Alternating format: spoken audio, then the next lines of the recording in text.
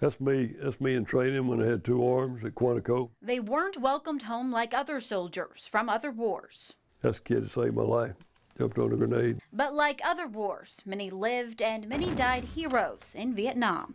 We named a VA hospital in Myrtle Beach and Charleston after him, Savannah, 10th grader in high school. Wow. Well, running back from Charleston. Ralph Johnson saved Marine Corps Lieutenant Clebe McClary's life. He also has a battleship named in his honor. 50 years later, Clebe's memories of their night on the hill are still vivid. The operation got canceled and we got left out there because of bad weather, and they blew up the airstrip, the ammo dump, and the choppers, and they couldn't get us. So we got left out there, and it was a long night. He'll tell you what happened and how he wouldn't be here if it wasn't for Johnson, who jumped on a grenade to save McClary and 2 others. Johnson was posthumously awarded the Medal of Honor. The night on the hill, I wanted to live. I wanted to see my men get off alive, and I wanted to see my wife again. And he would. McClary says air troops saved him and his men, but once they got to hospitals, they saw the damage done. My face was blown off, my nose was off, eye out, eardrums blown out. And we had no car, no house, no furniture, nothing. McClary didn't think he wanted to live. He lost an eye, his left arm, and some function of his right hand. Then pro golfer Billy Casper visited him in a Japanese hospital and told him to keep his faith. He did, and he went home to his wife, and they had 2 daughters. McClary reunited with Casper 48 years later.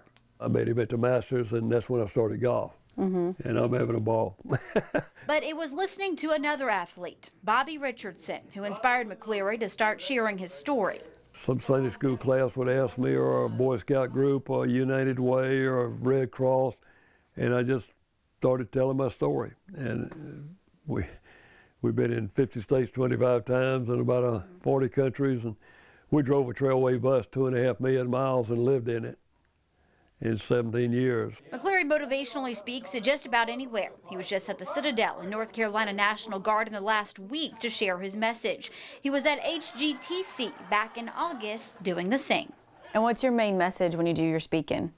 In this world of give and take, there are not enough people willing to give what it takes. And I think to enjoy life and have a life worthwhile, you got to be willing to give what it takes. Free enterprise is not free. Freedom's not free. And anything worth doing is worth doing well and worth working for.